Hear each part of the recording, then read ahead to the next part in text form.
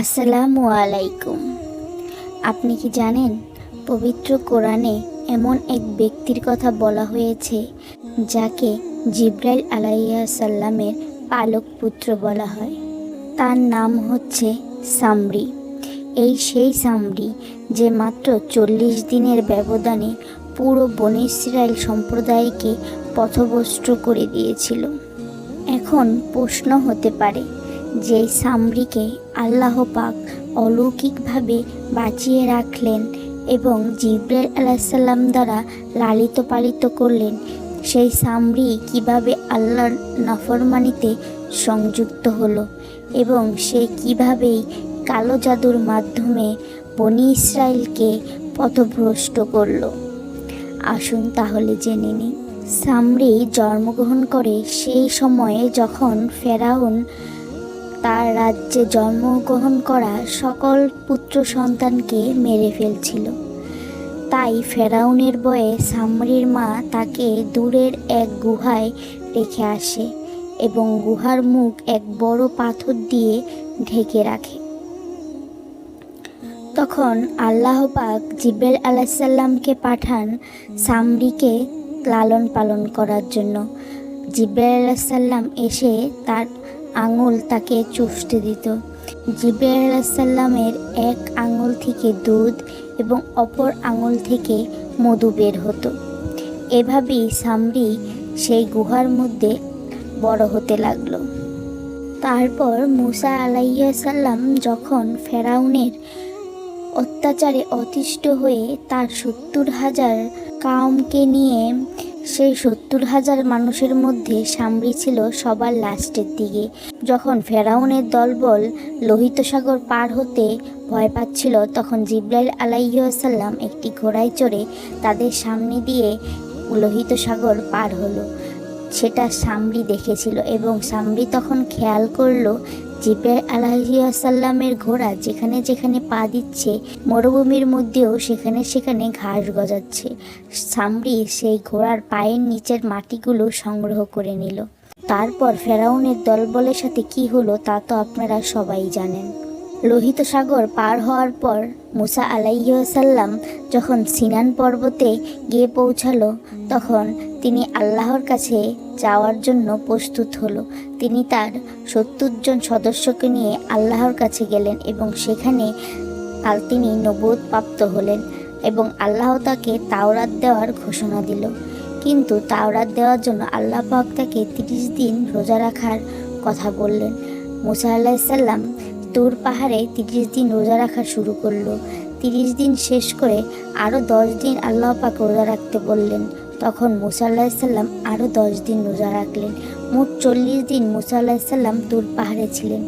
এই 40 দিন মুসা আলাইহিসসালাম তার কাওমকে হারুন আলাইহিসসালামের তত্ত্বাবধানে রেখে গিয়েছিলেন। তখন এই 40 দিনের মধ্যে সামরী যা করলো তা কেউ ভাবতেও পারেনি। সামরী ছিল স্বর্ণ অলংকার তৈরিকারীর মিস্ত্রি। সে স্বর্ণ দিয়ে খুবই নিখুঁত এক বাছুর তৈরি করলো এবং সবাইকে বলল, মুসা তোমাদের এই বাছুরকে উপাস্য করতে বলেছে। যখন কেউ তা মানতে নারাজ হলো, তখন সামরী জিব্রাইল আলাইহিসসালামের পায়ের নিচের সে মাটি বাছুরের মুখে দিল এবং বাছুর হাম্বা হাম্বা করতে লাগলো।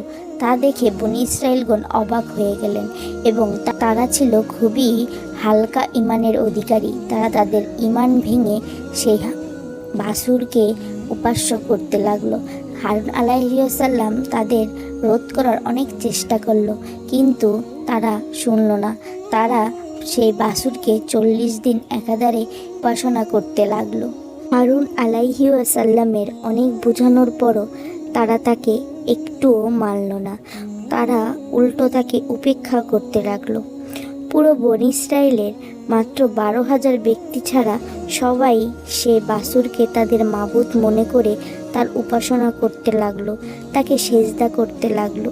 অন্যদিকে টানা 40 দিন ইবাদতের পর আল্লাহ তাআলা মুসা আলাইহিসসালামের উপর তাওরাত কিতাব নাজিল করেন, যা 10টি খণ্ডে খোদাই করা ছিল।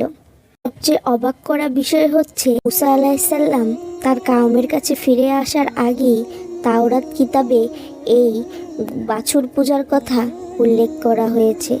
তখন মুসা আলাইহিস সালাম অবাক হয়ে গেলেন। আল্লাহ পাক বললেন, তোমার কাওম পথভ্রষ্ট হয়ে গেছে, তারা এক বাছুরকে তাদের মাবুদ মনে করছে।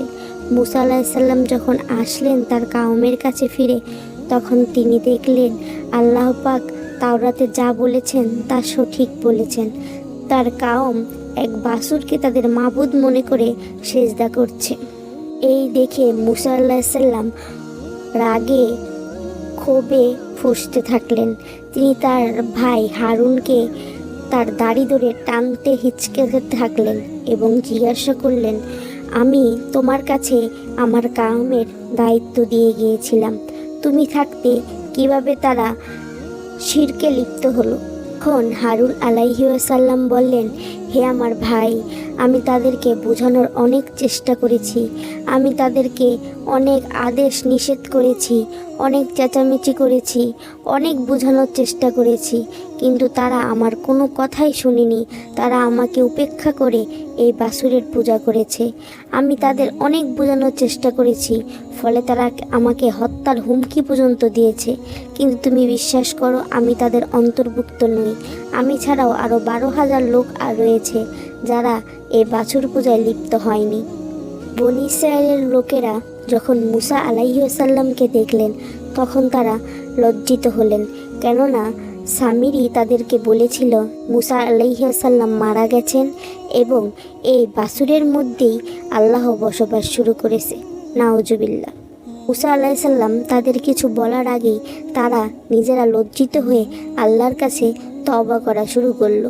মুসা আলাইহিসাল্লাম অবশেষে সেই সামরিকে ধরে আনলেন এবং জিজ্ঞাসা করলেন, তুই কেন এই কাজ করলি? তুই তো ভালো ছিলি, আল্লাহর উপর ঈমান আনা ছিলি, তুই কেন এই কাজ করলি? তখন সামরি বলল, আমি জানি না, আমার নফস আমাকে এই কাজ করতে বলেছে। আল্লাহু আকবার। তারপর মুসা আলাইহিসসালাম সে বাছুরটিকে ভেঙে টুকরো টুকরো করে জ্বালিয়ে সাগরে ফেলে দেয়। এদিকে সেই সামরিকে মুসা আলাইহিসসালাম বনী ইসরায়েলের কাওম থেকে বের করে দিল এবং সবাইকে নির্দেশনা দিল, সামরির সাথে কোনো প্রকার সম্পর্ক রাখা যাবে না। বনী ইসরায়েলের কাওম থেকে বের করে দেওয়ার পর সামরিকে আল্লাহ পাক এমন এক রোগ দিলেন, যে রোগের ফলে তার আশেপাশেও কেউ আসতে পারতো না, কেউ তাকে স্পর্শ করতে পারতো না। এভাবেই বিষণ্ণতায় থাকতে থাকতে একসময় সামরি মারা গেল। বন্ধুরা, আজকে এ পর্যন্তই। কথা হবে অন্য কোনো আয়োজন নিয়ে। আসসালামু আলাইকুম।